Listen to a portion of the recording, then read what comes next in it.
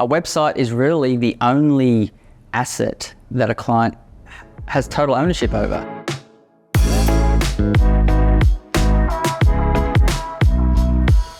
This is Velocitize Talks, and I'm Lauren Cox. Today we have Tim Barnett, CEO and co-founder of Sonnet. Welcome, Tim. Thank you. Thank you very much for having me. Thank you. I'd love you to start us off, let's talk a little bit about what Sonnet does. Okay, yeah, sure.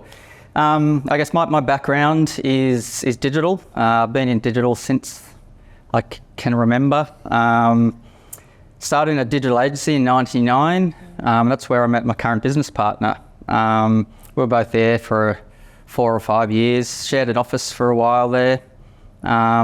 We would talk as you do when you're sharing an office, and we said, we run this place. Why are we working for these guys? Let's do our own thing. Just gradually built our team in Sydney, got to around 13 people. Yeah.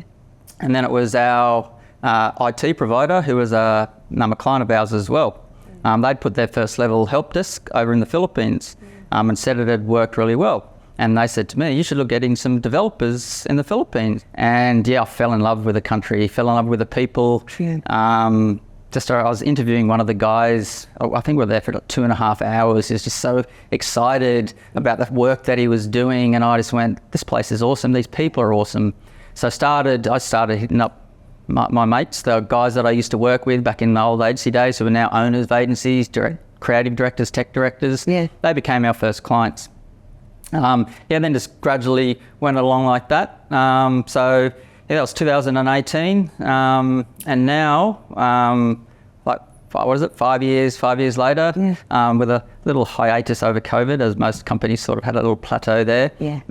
We work with around 60 agencies, predominantly Australia, the US and New Zealand. Yeah. Team of 32 now in the Philippines. Yeah. And just doing all the same services that we did under our agency before, Yeah. but now just supporting other agencies in whatever capacity that they need us. So what makes your group different to, what makes yours, like at Sonnet, different from others? So we're not just a couple of guys who had an idea of Yeah. a great business idea, there's an opportunity here. Yeah. We ran an agency for 10 years, so we know the challenges that an agency face. We know the quality that they expect, the quick turnaround times that are required. They just love working with us, and they get us. Yeah. And because my business partner Mark and myself are sort of the face of that agency of our company, Yeah. then they're dealing with us. So they've got that interface in between the offshore team. So it gives it, not that we don't really need us, to be honest. The team in the Philippines is amazing, Yeah. but it just gives them that comfort level that we're there, that they can speak to, and nothing's going to be lost in translation, kind of thing. Yeah, awesome. So you also mentioned the pandemic and how, that changed a lot. It changed a lot for how people work, right? Remote work. Yeah. So how do you see, has that benefited or detracted from your business? Yeah, totally benefited. I guess a lot of people were resisting against work from home. They were concerned about around collaboration, but COVID forced people to work from home. So companies, not just agencies, but companies across the board were forced to develop tools, processes around collaboration and around working with their staff.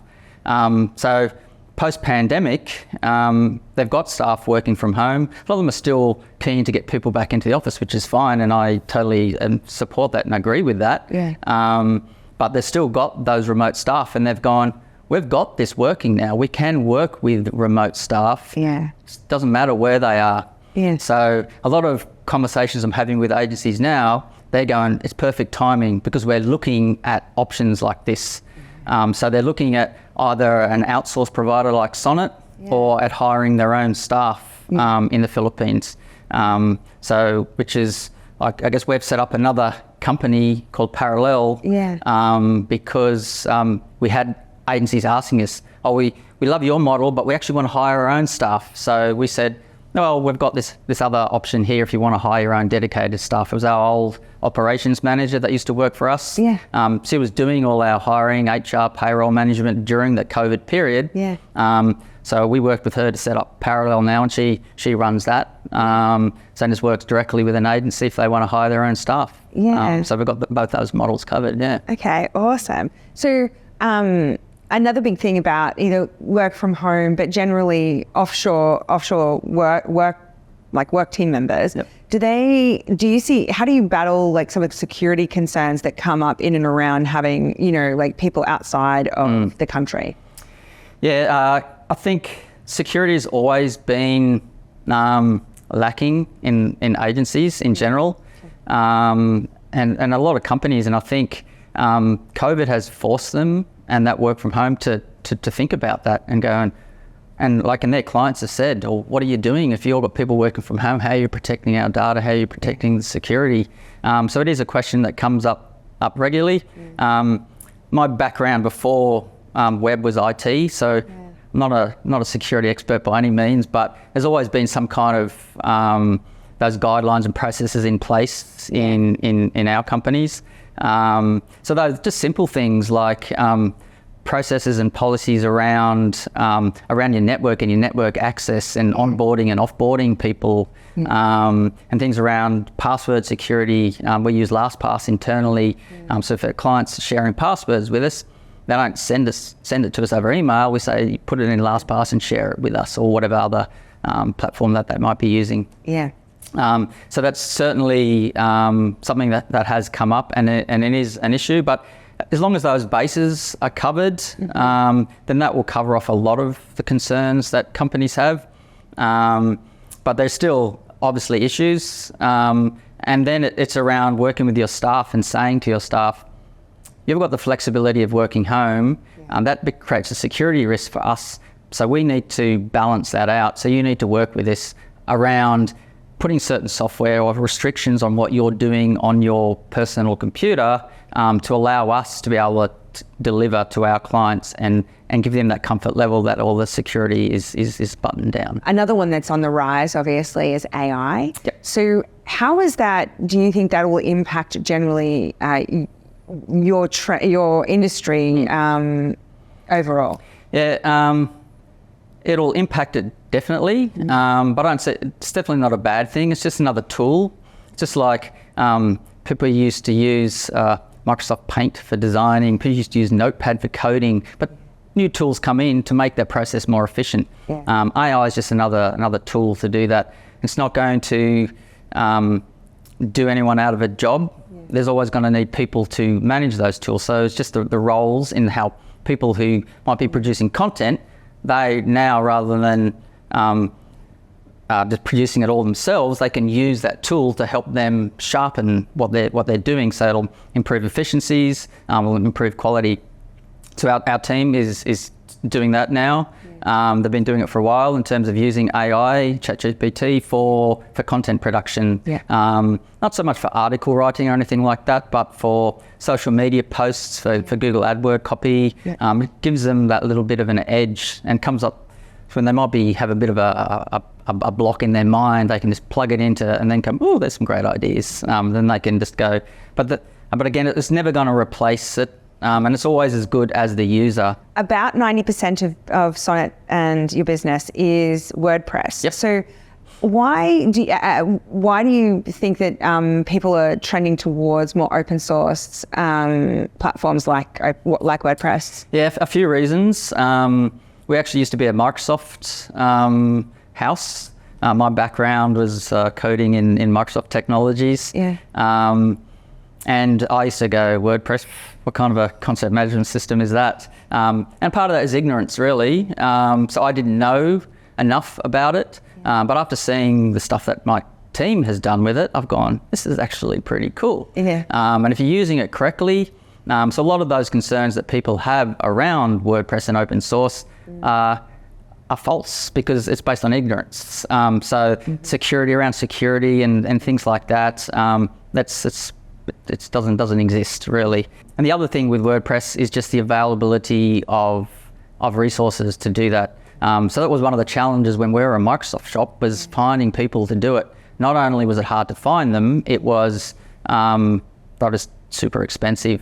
So having WordPress gives us the flexibility and knowledge that we can get the people that we need to deliver to our clients on what their requirements are, and can do that in a cost-effective way. So WordPress is just super flexible, and having that pool of the community out there who are developing stuff. So then it just comes down to knowing, like, you just can't go and grab stuff and then put it all together and go, there you go. It's around having your team who know what they're doing to go, that one's a terrible plugin, that one's really good. If I use that one and that one, that's going to break, so I need to use these, and setting up that baseline that you can use. So we've got a boilerplate template that our team has developed, which is, we don't use themes, but we use this boilerplate template, which is the base of the website with the standard kind of plugins that we will use, that we've gone through the tests and we know that they're reliable, and then that makes a much more effective, cost-effective way of, and efficient way of producing websites. Yeah, awesome. And, you know, there's the rumored demise of a website has been talked about. Or greatly exaggerated. You know, do you see that? Like, what would your take on making sure websites remain relevant?